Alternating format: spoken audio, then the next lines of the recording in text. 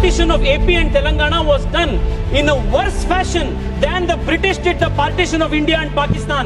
This is the kind of legacy they have.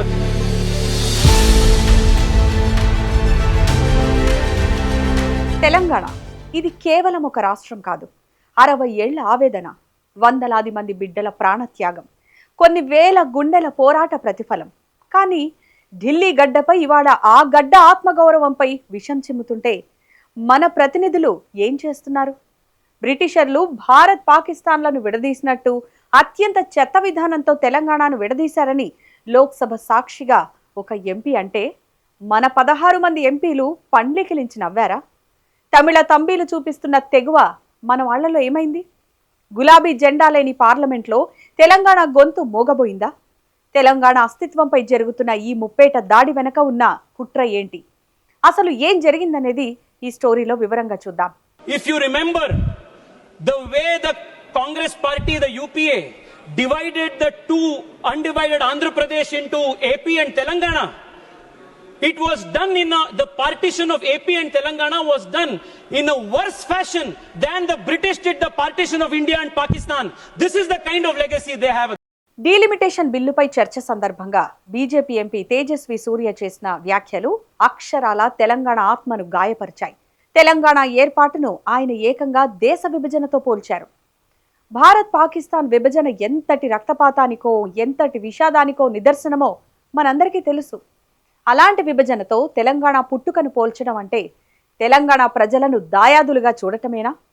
Andhra Pradesh నుంచి తెలంగాణ విడిపోవడాన్ని అత్యంత చెత్త విధానమని ఆయన అభివర్ణించారు.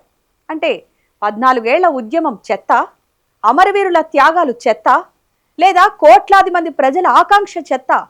పార్లమెంట్ సాక్షిగా మన అస్తిత్వాన్ని ఇంతలా కించపరుస్తుంటే తెలంగాణ నేల నుంచి గెలిచిన ఎంపీలు మౌనంగా ఉండడం దేనికి సంకేతం?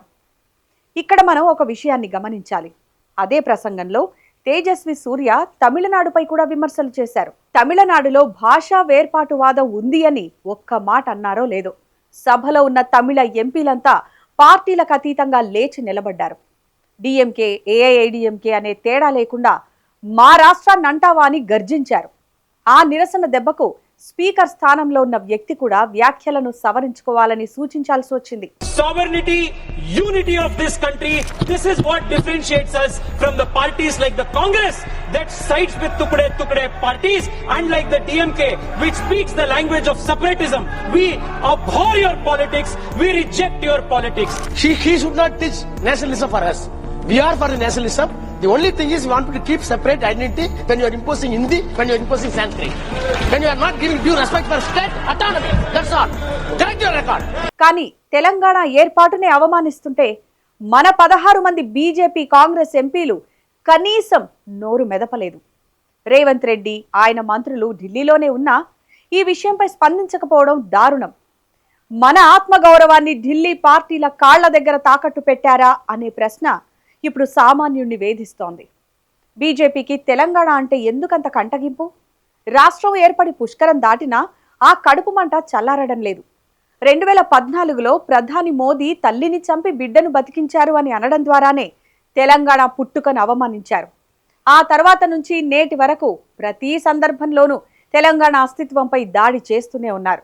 పోలవరం పేరుతో 7 మండలాలను ఏపీకి ధారాదత్తం చేయడం నుంచి విభజన హామీలను తుంగలో తొక్కడం వరకు బీజేపీకి తెలంగాణ అంటే కేవలం ఒక ఓటు బ్యాంకు మాత్రమేనా?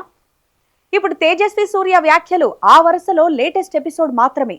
తెలంగాణ పూర్తిగా పురుడు పోసుకోక ముందే విషం చిమ్మడం మొదలుపెట్టిన బీజేపీ నేడు దాన్ని దేశ విభజనతో పోల్చే స్థాయికి వెళ్ళింది. ఈ మొత్తం వ్యవహారం వెనుక ఒక రహస్య ఎజెండా ఉందా? చంద్రబాబుతో దోస్తీ కట్టిన తర్వాత బీజేపీ వైఖరిలో మార్పు వచ్చిందా? గత నెలలో టీడీపీ ఎంపీ లావు కృష్ణదేవరాయలు తెలంగాణ ఏర్పాటును బ్లాక్ డే అన్నారు. ఇప్పుడు తేజస్వి సూర్య దేశ విభజన అంటున్నారు.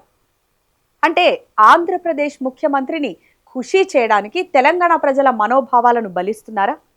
తెలంగాణ నా బ్రెయిన్ చైల్డ్ అని చెప్పుకునే చంద్రబాబు తన పార్టీ ఎంపీలు తెలంగాణను అవమానిస్తుంటే ఎందుకు మందలించడం లేదు?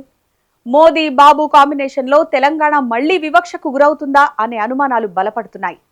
మన ఎంపీలు బాబు చేతిలో కీలుబొమ్మలుగా మారారా? ఇవాళ తెలంగాణ సమాజం ఒక విషయాన్ని తీవ్రంగా చర్చిస్తోంది.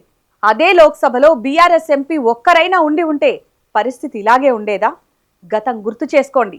తెలంగాణకు చిన్న అన్యాయం జరిగినా ఢిల్లీ వీధుల్లో నినదించిన గొంతులు గులాబీ జెండావి. నాడు తెలంగాణను అన్న ప్రతి ఒక్కరిని నిప్పు కణికలై అడ్డుకున్న ఎంపీలుండేవారు.